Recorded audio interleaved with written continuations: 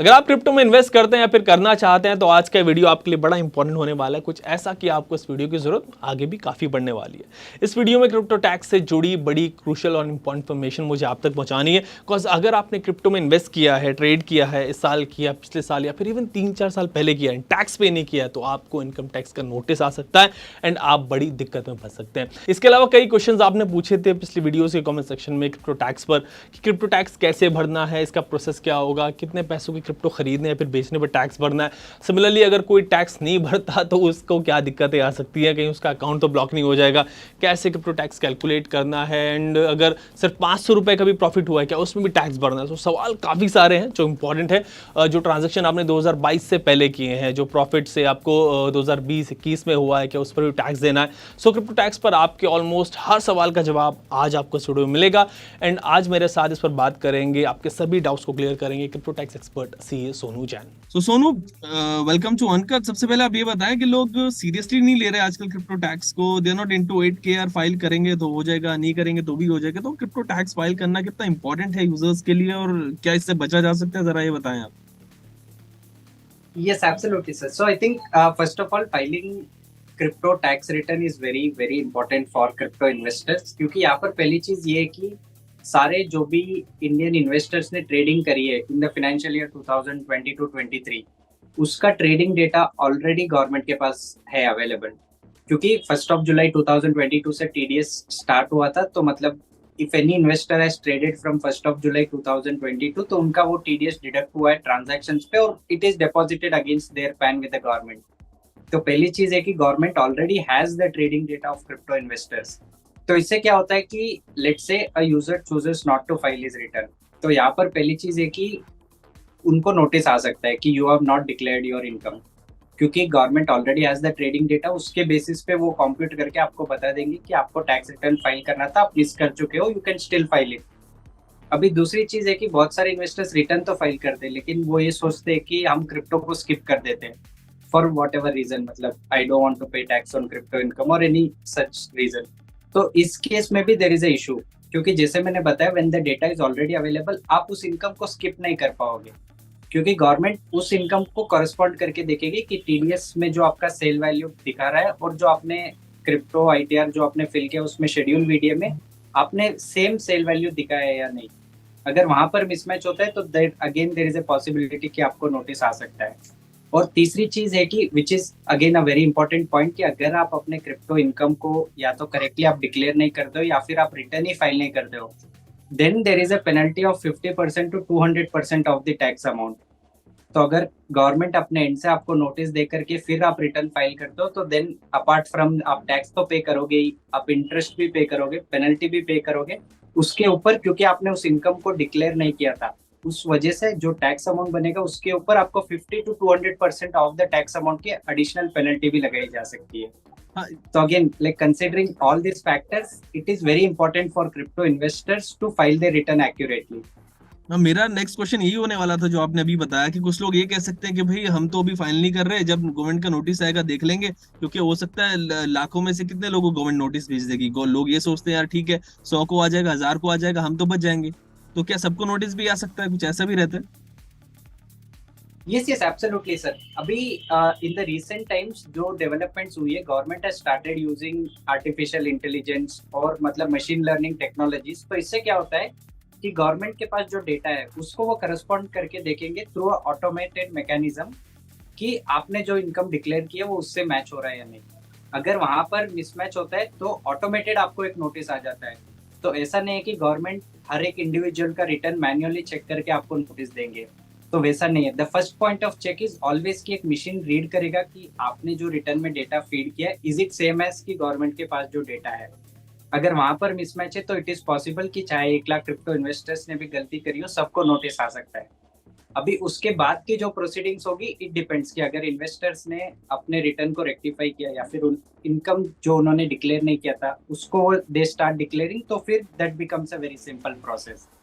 Fine Sonu, एक हमने मतलब बेसिकली हमने पहले इस पे बात की है, लेकिन आप एक बार और नटशेल में बता दें क्योंकि लोगों को थोड़ा अवेयरनेस कम है इस बारे में कि अगर प्रॉफिट ही हुआ है हमें सिर्फ उसी पे टैक्स देना है, फिर लॉस पे भी टैक्स देना होगा? Yes absolutely sir. तो यहाँ पर क्रिप्टो जो टैक्स लॉ है, it is in a way very harsh for the Indian crypto investors, क्योंकि गवर्नमेंट ने आप एक सिंपल फॉर्मूला दे दिया है सारे इन्वेस्टर्स के लिए कि आपको अपना प्रॉफिट कैलकुलेट करना है। पहली चीज तो आप प्रॉफिट कैसे कैलकुलेट करोगे, आप अपना सेल वैल्यू लोगे, उसमें से आप अपना कॉस्ट डिडक्ट करोगे। इस चीज में आप अपना कोई भी एक्सपेंस डिडक्ट नहीं कर पाओगे। तो अगर मैं एक एग्जांपल लूँ कि मैंने 100 रुपए का बिटकॉइन खरीदा, तो ये मेरा कॉस्ट बन गया 100 रुपए। फिर मैंने इसको बेचा 150 रुपए में, तो 150 रुपए मेरा सेल वैल्यू बन गया। तो यहाँ पर मेरा प्रॉफिट बनता है 50 रुपए। इसमें से जो मैंने ब्रोकरेज फी पे की एक्सचेंजर्स को, उसका मेरे को डिडक्शन नहीं मिलेगा। तो इन सिंपल वर्ड्स, इस केस में 50 रुपए के प्रॉफिट पे मेरे को 30% से टैक्स देना पड़ेगा एट ए फ्लैट रेट। अभी दूसरी चीज ये है, क्रिप्टो इन्वेस्टर्स की मेन क्वेरी जो है कि क्या हम सेट ऑफ कर सकते हैं लॉस को। जैसे मैंने बिटकॉइन में गेन हुआ, क्या मैं बिटकॉइन में सेट ऑफ कर सकता हूँ, या फिर मेरे को बिटकॉइन में गेन हुआ, क्या मैं इथेरियम में लॉस सेट ऑफ कर सकता हूँ। या फिर कोई ऐसे इन्वेस्टर्स भी है जो पूछते हैं कि क्रिप्टो में जो मेरी इनकम है उसको क्या मैं शेयर मार्केट के लॉस से सेट ऑफ कर सकता हूँ। तो गवर्नमेंट ने एक सिंपल सा चीज बता दिया है कि आप क्रिप्टो में जो भी आपके प्रॉफिट्स हो रहे हैं उसको आप किसी भी इनकम के साथ सेट ऑफ नहीं कर पाओगे। तो मेरा जो बीटीसी का गेन है उसको मैं बीटीसी के लॉस के साथ सेट ऑफ नहीं कर पाऊंगा। जो मेरा बिटकॉइन का गेन है उसको मैं इथेरियम के लॉस के साथ भी सेट ऑफ नहीं कर सकता। और जो मेरा क्रिप्टो का गेन है उसको मैं स्टॉक मार्केट या फिर दूसरे कोई भी इनकम है उसके साथ भी सेट ऑफ नहीं कर सकता। तो इन वेरी सिंपल वर्ड्स, कि अगर मेरे को प्रॉफिट हो रहा है किसी भी ट्रेड में, उस पर मेरे को 30% से टैक्स देना है। अगर लॉस हो रहा है तो it is a dead loss, तो मतलब उस लॉस का कुछ नहीं हो सकता है। ओके। तो although it is a bit harsh, लेकिन this is the tax scenario. दोनों यहाँ एक और क्वेश्चन आता है, जैसे कि मान लीजिए किसी ने बिटकॉइन खरीदा, मान लीजिए 1000 रुपए का खरीद लिया, फिर वो साथ में 1200 का उसने अगले बार खरीद लिया, फिर 400 का खरीद लिया, फिर 600 का खरीद लिया, ऐसे सपोज करके उसने 10,000 रुपए का कर लिया, और फिर धीरे धीरे करके वो बेचता है फिर उसको, तो वो कैसे कैलकुलेट करेगा कि मैंने कितने पे कब बेचा, कब लिया, कब उसको सेल किया, प्रॉफिट कितना हुआ, इस तरीके से कैसे कैलकुलेशन होगी? ये सर, तो इस केस में एक हम मेथड फॉलो करते हैं जिसको बोलते हैं फीफो मेथड, यानी कि first in first out method इसको बोलते हैं। तो इस केस में क्या होगा कि समझिए मैंने पहले एक बिटकॉइन बाई किया था 10 लाख पे, फिर मैंने एक और बिटकॉइन बाई किया 5 लाख पे, अभी मैंने दोनों बिटकॉइन को बेच दिया 20 लाख पे। तो यहाँ पर मेरे को first in first out basis पे अपना प्रॉफिट कैलकुलेट करना है। तो इस केस में क्या होगा कि मैंने 2 बिटकॉइन तो बेच दिए 20 लाख में, यहाँ पर मेरे को इसको बाइफरकेट करना है। अभी सेलिंग के लिए मैंने एक बिटकॉइन को बेचा 10 लाख पे, ऐसे ही 2 बिटकॉइन को बेचा 20 लाख पे। तो अभी जो मेरा कॉस्ट था, कॉस्ट तो मैंने 2 बिटकॉइन एक साथ परचेज नहीं किए थे। तो इस केस में क्या होगा कि मेरा पहला परचेज में देखूंगा कि मैंने फर्स्ट बिटकॉइन कब परचेज किया था। तो हमारे एग्जांपल में मैंने फर्स्ट बिटकॉइन परचेज किया था 10 लाख रुपए देके। तो मैं पहले अपना 20 लाख मैंने 2 बिटकॉइन के लिए 2 बिटकॉइन पे सेल किए थे, यानी कि एक बिटकॉइन का मैंने 10 लाख पे सेल किया था। तो उसका मैं फर्स्ट कैलकुलेट करूंगा कि एक बिटकॉइन पर मेरे को कितना प्रॉफिट हो रहा है। तो मेरा 10 लाख पे मैंने सेल किया, और मेरा जो फर्स्ट बाई ट्रांजैक्शन था वो भी 10 लाख का था, यानी कि इस केस में मेरे को प्रॉफिट नहीं हुआ है। अभी जो दूसरा बिटकॉइन मैंने बेचा उसका प्रॉफिट कैलकुलेट करते, तो वो भी मैंने 10 लाख पे बेचा, लेकिन मेरा जो कॉस्ट था, कॉस्ट होगा सेकेंड बिटकॉइन जो मैंने बाई किया था।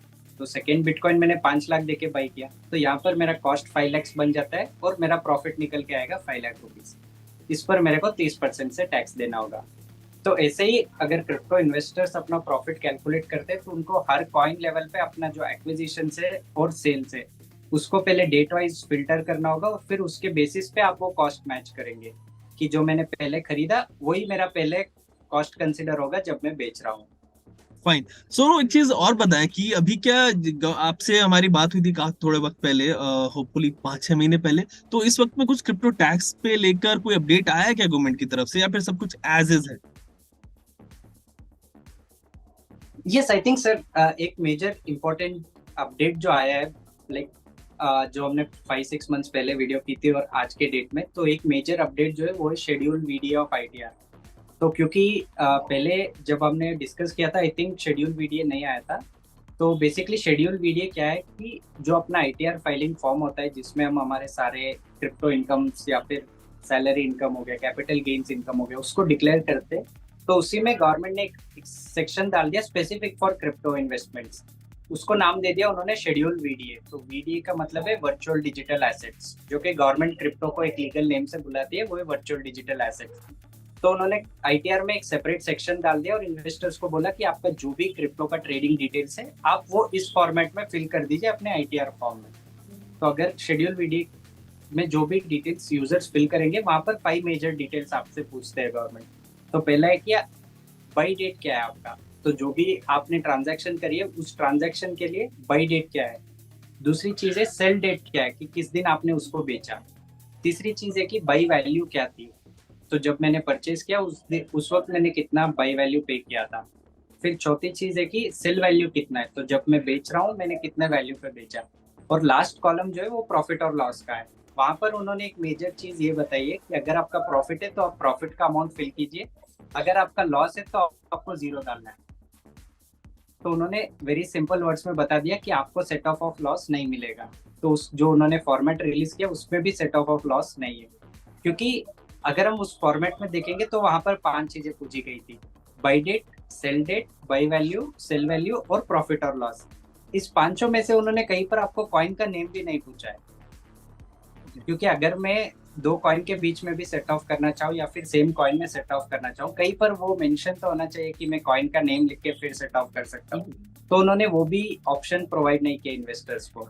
तो फ्रॉम दिस पर्सपेक्टिव इन्वेस्टर्स को शेड्यूल वीडियो बहुत केयरफुली फिल करना चाहिए, क्योंकि यहाँ पर बाई डेट, सेल डेट के हिसाब से डिटेल्स पूछी जा रही है। सोनू, एक चीज और मैं यहाँ से आपसे पूछूंगा कि एक तो इनकम टैक्स, आप इनकम टैक्स में, क्रिप्टो टैक्स में आप ये बताएं कि काफी कम लोग इंडिया में इनकम टैक्स भी फाइल करते हैं, और जबकि क्रिप्टो टैक्स आया है तो ऐसा मैंने देखा है कि काफी लोग जो इनकम टैक्स फाइल भी नहीं करते या फिर इवन स्लैब्स में भी नहीं आते वो भी क्रिप्टो खरीद रहे हैं। तो अब तो उनको भी टैक्स फाइल करना पड़ेगा, तो उनके लिए बड़ा हौच-पौच हो जाएगा, बड़ा ऐसी सिचुएशन आ जाएगी यार हमने कभी इनकम टैक्स फाइल किया नहीं है, कैसे फाइल होगा, हमें कुछ पता नहीं आईटीआर में कैसे फाइल करना है।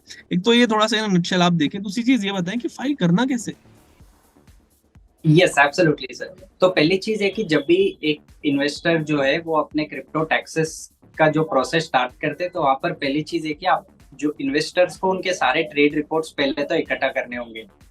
तो जो भी एक्सचेंज पे मैंने ट्रेडिंग किया, क्योंकि क्रिप्टो में ऐसा होता है कि इन्वेस्टर ने एक एक्सचेंज पे बाई कर दिया और उसको सेल किया किसी दूसरे एक्सचेंज पर, और फिर वहां से विड्रॉ करके किसी तीसरे एक्सचेंज पर फिर वापस ट्रेडिंग करते हैं। तो इस केस में क्या होता है कि ये पूरा डेटा आपको एक प्लेटफॉर्म पे लाना पड़ेगा, तो मैन्युअली ये बहुत डिफिकल्ट होगा, इसीलिए investors can use any crypto tax platform. तो उसमें क्या होता है कि ये प्लेटफॉर्म्स जो है ये आपका जो पूरा ट्रेडिंग का पोर्टफोलियो है बिटवीन डिफरेंट एक्सचेंजेस, इसको एक जगह पे एग्रीगेट कर देते हैं। तो अगर समझे मैंने वजीरेक्स पे ट्रेडिंग किया है, फिर CoinDCX पे किया है, फिर बिनेंस पे किया है, तो इन सारों का रिपोर्ट अगर मैं उस प्लेटफॉर्म पे डाल दूं तो मेरे को एक जगह पर मेरी सारी ट्रेडिंग डिटेल्स दिख जाती है। तो इससे क्या होगा कि मेरे को पता चल जाएगा कि किस दिन मैंने किस कॉइन को ट्रेड किया था, उस पर मेरे को कितना प्रॉफिट हुआ था, और अकॉर्डिंगली वहां से अगर ट्रेड रिपोर्ट आपको जनरेट होकर आती है, आप उसके बेसिस पे अपना schedule VDA section of ITR fill कर सकते हैं।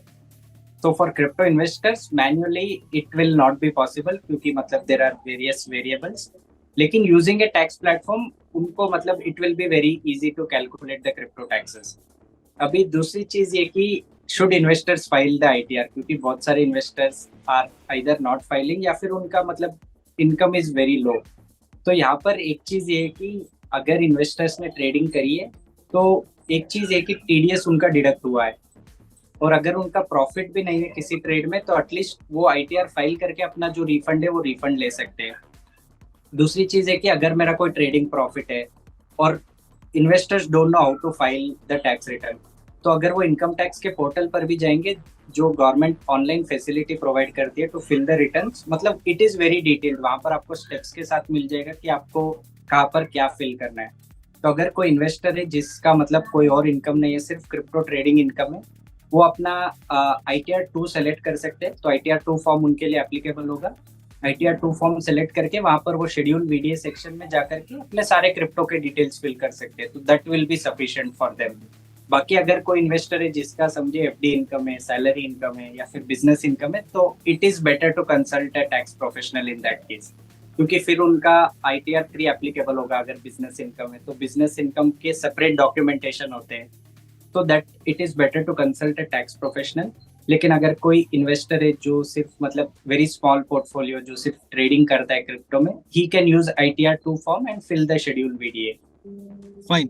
सोनू, कुछ इन्वेस्टर्स ऐसे भी हैं, मुझे मिलते हैं कुछ लोग जो क्रिप्टो में इन्वेस्ट करते हैं, वो कहते हैं यार मैंने 2 साल पहले इन्वेस्ट किया था जब बुल मार्केट चल रही थी, उसके बाद तो मैंने कभी किया नहीं, मैंने पैसे कमा लिए और उसके बाद मेरे पिछले साल नोटिस नहीं आया मुझे, और अभी भी मेरे पास कोई नोटिस नहीं आया, तो मैं क्यों फिक्र करूं, मैंने तो खूब 100x 200x कमाया मीम कॉइन में, तो मेरे को तो पैसा कुछ नहीं हुआ, 5,000 के मैंने 50,000 कर लिए बुल मार्केट में। तो क्या है, इनको आप ऐसे इन्वेस्टर्स को क्या कहेंगे कि क्या इनको भी टैक्स फाइल करना है, जबकि 2 साल 2.5 साल हो गए इनको ऑलरेडी?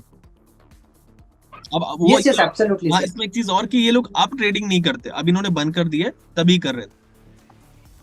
Yes absolutely sir. तो अगर इस साल में वो ट्रेडिंग नहीं कर रहे तो फॉर दिस ईयर उनके इनकम के बेसिस पे उनको डिसाइड करना होगा कि whether filing ITR is important और नॉट। लेकिन पिछले साल के लिए अगर मैं बता दूं तो वहां पर उनको एक इशू हो सकता है, क्योंकि अगर ये ट्रेडिंग किसी सेंट्रलाइज्ड एक्सचेंज पे हुई है या फिर उन्होंने किसी वॉलेट पर ट्रेडिंग की है जो कि एक सेंट्रलाइज्ड एक्सचेंज से लिंक्ड है, तो उस केस में क्या होता है कि governments are sharing the data globally. तो एक ऑर्गेनाइजेशन है सारे कंट्रीज का जिसको हम ओईसीडी बोलते हैं। तो आई थिंक 2 वीक्स बैक उन्होंने एक फ्रेमवर्क बताया था कि how all the countries across the world can start sharing crypto trading data. तो अगर कोई एक इंडियन इन्वेस्टर है जो यूएस के एक्सचेंज पे ट्रेड कर रहा है, तो इस केस में यूएस की गवर्नमेंट उस एक्सचेंज से सारा डेटा लेगी और इस कॉमन पोर्टल पे अपलोड करेगी। तो इंडिया को पता चल जाएगा कि मेरे मेरे कंट्री में से कितने लोगों ने उस प्लेटफॉर्म को यूज किया है। तो it is very easy to track all of this data. तो इन द केस कि उस इन्वेस्टर ने मतलब 5,000 को 50,000 कर दिया and then he is not declared, तो उसके लिए notice can any time be issued, क्योंकि as and when the government receives the data वो आपको मतलब मैच करके they will start issuing notice. तो ओके, अगर मैं केस बता दूं यहाँ पर, यस, प्लीज। एक केस जो हुआ था क्रिप्टो इन्वेस्टर्स के साथ जो लास्ट ईयर हुआ था, मार्च 2022 में हुआ था। Approximately I think 10 to 20,000 crypto investors को नोटिस आया था फॉर फाइनेंशियल ईयर 17-18। जो 17-18 में जो इन्वेस्टर्स ने ट्रेडिंग किए थे उसका नोटिस उनको इशू हुआ था मार्च 2022 में। उस नोटिस में मेन चीज ये थी कि मार्च 2022 में जो एक्सचेंज काम ही नहीं कर रहे, जो एक्सचेंज बंद हो चुके हैं, उनके ट्रेडिंग वॉल्यूम पे बेसिस पे नोटिस इशू किया गया था। यानी कि गवर्नमेंट जो एक्सचेंज बंद हो चुका है उससे भी डेटा पूछ के इन्वेस्टर्स को नोटिस भेज रही है। तो it is very much possible कि एक्सचेंज जो काम कर रहे हैं उनसे तो डेटा लाना it will B far more easier. Fine. Sonu, एक चीज और बताएं कि चलिए इनकम जो क्रिप्टो टैक्स है वो फाइल कर दिया, आईटीआर हमने फाइल कर दिया है, तो इसमें जो रिफंड है, टीडीएस का जो रिफंड है, वो उसके लिए वो कैसे मिलेगा, वो कैसे मिलता है, थोड़ा उसका भी प्रोसेस व्यूअर्स को बता। ये सर, तो आईटीआर का रिफंड है जिसको टीडीएस रिफंड भी हम बोलते हैं, तो ये आपको मतलब एक केस में मिलेगा। तो वो केस है कि आपका कोई भी टैक्स पेएबल नहीं होना चाहिए। तो अगर मैं एक एग्जांपल फॉर्म में समझाऊं कि समझिए कि मेरा 500 रुपए का टीडीएस डिडक्ट हुआ है क्योंकि मैंने एक्सचेंज पे सेलिंग की थी और उस पर 1% से 500 रुपए का टोटल टीडीएस डिडक्ट हो चुका है। अभी अगर मेरा कोई प्रॉफिटेबल ट्रेड है फाइनेंशियल ईयर 2022-23 में और उस पर मेरा टैक्स बन रहा है 1,000 रुपए, तो इस केस में क्या होगा कि जो 1,000 रुपए मेरे को टैक्स पे करना है उसमें से 500 का टीडीएस डिडक्ट हो जाएगा और बाकी का 500 मेरे को पे करना पड़ेगा। ये पहला केस हो गया। अभी दूसरा केस है कि अगर समझे पूरे साल में मेरे को लॉस ही हुआ है ट्रेडिंग करते हुए, लेकिन फिर भी 500 रुपए का टीडीएस डिडक्ट हुआ है, तो इस केस में क्योंकि मेरा सारे लॉस ट्रेड से मेरा टैक्स पेबल 0 है लेकिन टीडीएस डिडक्ट हुआ है, तो ये टीडीएस रिफंड पाने के लिए मैं अपना आईटीआर फाइल कर सकता हूँ जिसमें मेरा टीडीएस का अमाउंट रिफ्लेक्ट हो जाएगा। शेड्यूल वीडियो फॉर्मेट भी मैं फिल करूंगा जहां पर मेरे सारे लॉस कॉलम में 0-0 आएगा और फिर आईटीआर फाइल होने के बाद refund will be processed by the income tax department. Okay, तो ऐसे तो major condition to get refund इसकी आईटीआर फाइल होना बहुत जरूरी है। ओके, सो सोनू, जो आपने अभी बताया उसको कंक्लूड मैं कर देता हूँ कि आईटीआर अगर जैसे लोगों को फाइल करना है क्रिप्टो यूजर्स को, तो वो डायरेक्ट इनकम टैक्स की वेबसाइट से जाके वहां के थ्रू फाइल कर सकते हैं, इसने ये आपने बताया था ना? Yes, absolutely, sir. It can be filed from the income tax department website. Fine. और अगर लोगों के पास अलग अलग सोर्सेज की इनकम हो तो टैक्स एक्सपर्ट जो है उनसे उनको कंसल्ट करना चाहिए। फाइन। अभी सोनू कुछ क्वेश्चंस आए हमारे पास, कुछ व्यूअर्स ने काफी सारे क्वेश्चंस हैं, आई विल होप के उन सबके आंसर्स हम लोग दे पाए, क्योंकि काफी सारे हैं, Absolutely. उनको हम लोग जो है वो ले लेते हैं। Definitely, sir. ओके, सो सोनू, अभी जो है कुछ व्यूअर्स के क्वेश्चंस हैं उनको सबसे पहले एड्रेस कर लेते हैं। इसमें एक क्वेश्चन है कि एक व्यूअर्स पूछते हैं कि भाई ज़ेप्पे की ट्रेड स्टेटमेंट की columns are complex to understand, please tell us how to take out profit entries. Yes sir, so I think ये मतलब एक एक्सचेंज स्पेसिफिक इशू है, तो this is not a problem with ZebPay, लेकिन बहुत सारे crypto investors को ये प्रॉब्लम होती है, क्योंकि अगर मैं प्रैक्टिकल इशू बताऊं तो इंडिया में जो एक्सचेंजेस है जैसे वजीरेक्स हो गया, कॉइनडीसीएक्स हो गया, जेपे, बिटबीएनएस, तो अगर मैं इन चार एक्सचेंजेस का भी अगर मैं ट्रेड रिपोर्ट निकालूंगा एज ए यूजर, ये चारों एक्सचेंजेस आपको सेपरेट फॉर्मेट में रिपोर्ट देंगे। तो इट इज नॉट लाइक कि जैसे स्टॉक मार्केट में होता है कि जेरोडा ने आपको एक पीएनएल बना के दे दिया, आप उसके बेसिस पे फाइलिंग कर सकते हो। क्रिप्टो एक्सचेंजेस वैसे नहीं करते, तो सबका अपना अपना फॉर्मेट होता है। तो इट डिपेंड्स कि मतलब वजीरेक्स एक ट्रेड को कैसे क्लासिफाई कर रहा है और जेपे उसको कैसे क्लासिफाई कर रहा है, तो इट इज वेरी कॉम्प्लिकेटेड। तो इस केस में इट इज बेटर कि यूजर मतलब एक्सचेंज के सपोर्ट से कांटेक्ट करके समझे कि मतलब कौन से जो रोस है वो ट्रेड के हैं और कौन से मतलब they are not of trades. तो अगर पहले आप अगर ट्रेड्स को फिल्टर कर पाते हो, उसके बेसिस पे आप फीफो बेसिस जो हमने पहले डिस्कस किया था कि जो आपने पहले खरीदा है वही आपके सेलिंग में पहले उसका कॉस्ट कंसिडर होगा, तो उस फीफो बेसिस पे प्रॉफिट आपका कैलकुलेट हो जाएगा, फिर आप शेड्यूल वीडियो फिल कर सकते हैं in the idea. Fine. Okay fine. Sonu, एक और क्वेश्चन है, बड़ा बेसिक क्वेश्चन है। वो ये कह रहे हैं सर मैंने 200 रुपए का प्रॉफिट किया है, तो 30% क्या मुझे 60 रुपए टैक्स भरना पड़ेगा क्या? मतलब क्या इतने छोटे ट्रांजेक्शन पे भी टैक्स देना है? अनफॉर्चुनेटली यस सर, तो इस केस में मतलब it has to be declared, क्योंकि यहाँ पर इशू ये है कि जो उन्होंने ट्रेडिंग करी है, ट्रेडिंग के हर ट्रेड पर 1% टीडीएस डिडक्ट हुआ है। उन्होंने बताया कि प्रॉफिट 200 रुपए, लेकिन जो ट्रेडिंग वॉल्यूम है, ट्रेडिंग वॉल्यूम बड़ा हो सकता है, क्योंकि अगर मैंने पूरे साल में ट्रेडिंग किए, 100 ट्रेड भी किए 1 लाख वैल्यू के, तो ट्रेडिंग वैल्यू मेरा 1 करोड़ बन जाता है। तो मेरे को पूरा उसका डिटेल देना पड़ेगा, किस दिन मैंने बाई किया, किस दिन सेल किया है, उसके बेसिस पे मेरा प्रॉफिट कैलकुलेट होके आएगा एंड दैट उसका मेरे को पेमेंट करना पड़ेगा। तो इस केस में अगर उनका प्रॉफिट ही 200 रुपए है तो टैक्स तो 60 रुपए बनेगा ही, लेकिन अगर उनका टीडीएस अमाउंट भी है तो उसका वो मतलब after setting of with the tax उसका रिफंड भी आ सकता है। फाइन।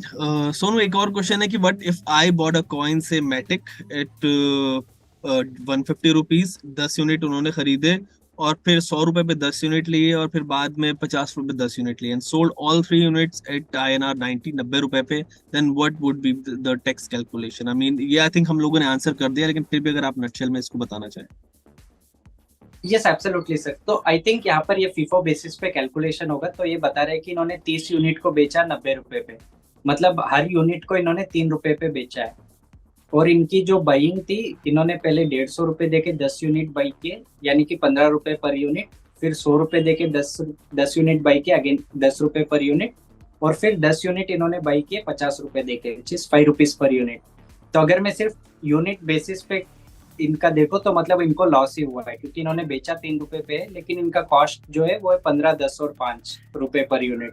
तो इस केस में क्योंकि ये मतलब पूरा ही लॉस है, तो in this case there will be no tax payable. Fine. इसमें फिर आया है एक क्वेश्चन, एक वो लिखते हैं कि लॉस हो गया, टैक्स देने के पैसे नहीं बचे, नो अदर इनकम, क्या करें? I think this is a very मतलब I think this is a very common issue sir, क्योंकि क्रिप्टो का जो जैसे हमने डिस्कस किया कि मतलब set off loss is not allowed, तो बहुत सारे इन्वेस्टर्स ने, क्योंकि अभी बेयर मार्केट भी चल रहा है, बहुत सारे कॉइन्स जो है लॉस में है, तो this is a practical issue. तो मतलब I think the only way out is to like take the help of a tax consultant and try to find a way out. Fine. Sonu, एक question है, what is for miners if we sell mined coins? Correct sir, तो mining में the tax is a bit मतलब lengthy में बताऊंगा कि क्योंकि यहाँ पर दो केसेस ऑफ टैक्सेशन होते हैं। तो पहला कि अगर मैं माइनर हूँ और मैं माइनिंग कर रहा हूँ और मेरे को माइनिंग के रिवॉर्ड्स मिल रहे हैं, तो जिस वक्त मेरे को माइनिंग का रिवॉर्ड मिलेगा वो मेरा या तो बिजनेस इनकम कंसिडर होगा, अगर मैं एक फुल टाइम माइनर हूँ, मैं माइनिंग ही करता हूँ, तो मेरा बिजनेस इनकम कंसिडर होगा। और जिस दिन मेरे को रिवॉर्ड्स मिलते हैं उस दिन की जो वैल्यू होगी it will B taxed at my income tax slab rate. और इसमें से जो भी मेरे एक्सपेंसेस है, जैसे इलेक्ट्रिसिटी का मेरे को खर्चा हो रहा है, हार्डवेयर परचेज करने का खर्चा हो रहा है, तो ये सारे एक्सपेंस जो मैं INR में बैंक के थ्रू इनकर करता हूँ, इस पूरे का डिडक्शन भी मिल जाएगा माइनर को। तो ये हो गया when I receive the coins. अभी समझे कि आज मेरे को कॉइन्स मिला जब वैल्यू 10 लाख की, तो 10 लाख के ऊपर मैं इनकम टैक्स स्लैब रेट से टैक्स पे कर दूंगा। लेकिन इट इज ऑल्सो पॉसिबल कि मैं आज ही उस कॉइन को लिक्विडेट नहीं करूंगा, मैं उसको होल्ड कर रहा हूँ 6 महीने के लिए, 12 महीने के लिए। तो इस केस में क्या होगा कि 12 महीने बाद जब मैं उसको अल्टीमेटली सेल करूंगा for let's say 20 lakh rupees, तो यहाँ पर ये जो गेन हुआ है मेरे को, जिस दिन मेरे को कॉइन मिला और जिस दिन मैं बेच रहा हूँ, इस दोनों डेट के बीच में जो प्राइस अप्रिसिएशन हुआ है, तो हमारे केस में 20 लाख हो गया है प्राइस, और जब मिला था 10 लाख था, यानी कि 10 लाख का इंक्रीज हो गया। इस 10 लाख के इंक्रीज पर मेरे को फ्लैट 30% से टैक्स देना पड़ेगा। Fine. तो एज ए माइनर जब मेरे को रिसीव हो रहा है it is taxed eight income tax slab rate. फिर मैं अगर उसको होल्ड करके चलता हूँ और होल्डिंग के वजह से अगर प्राइस अप्रिसिएशन हो रहा है, उस पर मेरे को 30% से टैक्स देना पड़ेगा। ओके सोनू, ये क्लियर हुआ। एक और क्वेश्चन है, वो कहते हैं, वो लिखते हैं कि मैं एयर ड्रॉप से कुछ अमाउंट से ट्रांजेक्शन कर रहा हूँ और अब तक कुछ भी विड्रॉ मैंने नहीं किया है, तो टैक्स क्या मुझे पे करना पड़ेगा? यस एब्सोल्युटली सर, लेकिन एयर ड्रॉप में एक कैच है कि आई थिंक बहुत सारे crypto investors are not aware कि airdrops are considered similar to gifts. तो अगर आपको साल में कोई भी गिफ्ट मिलता है इंक्लूडिंग एयर ड्रॉप्स और उसकी वैल्यू अगर 50,000 तक की है, then there is no tax payable on that. तो अगर कोई इन्वेस्टर है जिसको 50,000 तक के एयर ड्रॉप्स मिले तो that is not taxable, that is a income tax exemption limit. तो मतलब 50,000 तक के जो भी आपके एयर ड्रॉप्स और गिफ्ट इनकम है उस पर आपको कोई टैक्स नहीं देना है। लेकिन अगर वो 50,000 क्रॉस हो जाता है एक साल के अंदर, यानी कि फाइनेंशियल ईयर 22-23 में अगर मेरे को जो एयर ड्रॉप इनकम मिला है वो लेट्स से 51,000 रुपीज है, तो इस केस में वो पूरा 51,000 rupees will be taxed at my income tax slab rate. अभी यहाँ पर ये रेलेवेंट नहीं है कि मैं उसको कैश आउट करूँ या नहीं, तो ये मेरी पर्सनल चॉइस है। लेकिन जो वैल्यू था एयर ड्रॉप का जब मेरे को रिसीव हुआ, that will B taxed at my income tax slab rate. Fine. एक क्वेश्चन है कि मेरी पिछले साल की जो टोटल ट्रेडिंग प्रॉफिट है वो 300 रुपए की है, तो मुझे आईटीआर फाइल करना पड़ेगा। आई थिंक ये हमने आंसर कर ही दिया कि हाँ आपको फाइल करना पड़ेगा। फाइन, नेक्स्ट क्वेश्चन लेते हैं। यस ओके या नेक्स्ट क्वेश्चन लेते हैं सोनू। वो एक व्यूअर है, वो कह रहे हैं हम कतर में जॉब करते हैं लेकिन इंडियन एक्सचेंजेस पे मैं ट्रेड करता हूँ, तो क्या मुझे भी टैक्स देना होगा? Yes I think it is a very complicated case sir, क्योंकि यहाँ पर क्योंकि कतर का भी लॉस अप्लाई होगा और इंडिया के भी लॉस अप्लाई होंगे, तो इट डिपेंड्स कि मतलब इंडियन गवर्नमेंट और कतर के गवर्नमेंट के बीच में टैक्स ट्रीटी क्या है।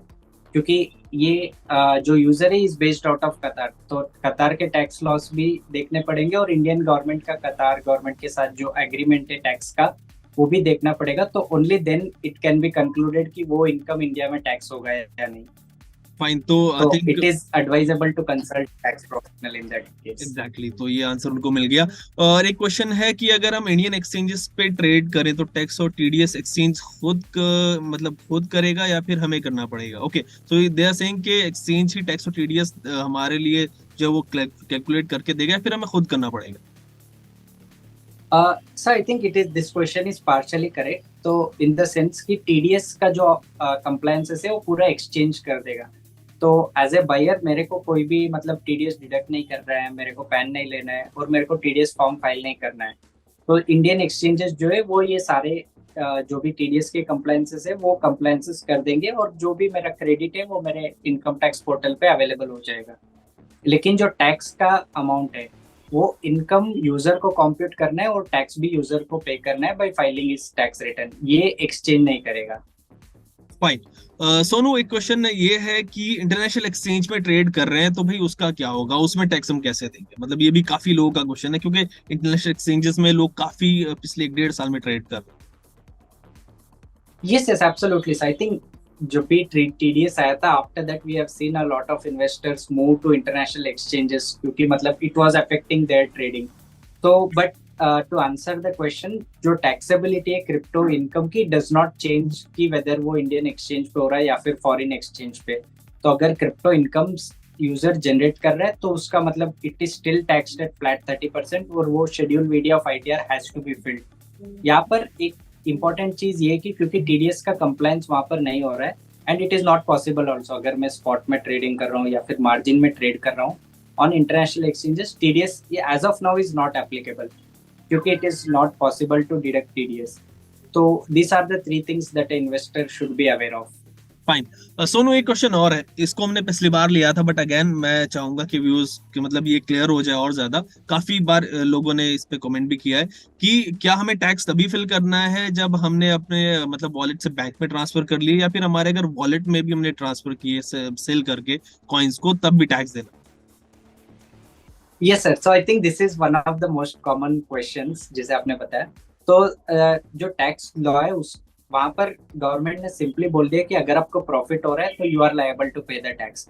तो अगर मैंने सेलिंग की है किसी क्रिप्टो एसेट की, या फिर मैंने उसको मतलब एक क्रिप्टो को दूसरे क्रिप्टो में कन्वर्ट किया है, तो all of these are taxable events.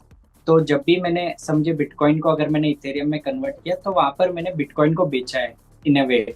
मैंने बिटकॉइन को बेच करके इथेरियम खरीदा है। तो इस केस में मेरे को बिटकॉइन का जो सेलिंग हुआ था उस पर मेरा प्रॉफिट कैलकुलेट करके उस पर टैक्स देना पड़ेगा।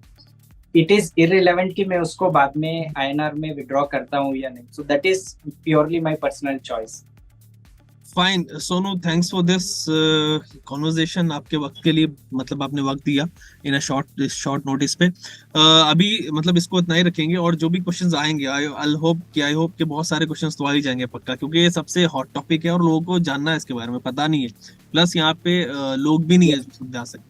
तो आपसे आई थिंक एक दो दिन के बाद फिर से मैं आपसे जुड़ूंगा, जो क्वेश्चंस रहेंगे उनको लेंगे, और फिर अल सी के अगर आपके पास कोई ऐसी चीज हो कि कुछ सीरीज हो, 3-4 एपिसोड हम कर सकें, तो थोड़ा सा उसको अगर आप सिंप्लीफाई कर सकें कि कैसे टैक्स भरना है, कैसे कर सकें, तो वो बड़ा अच्छा हो जाएगा। उस पर कुछ एक सीरीज निकाल लेंगे 4-5 एपिसोड। आज के लिए बस इतना ही रखेंगे, एंड होपफुली विल कनेक्ट 2-3 दिन में फिर आपसे।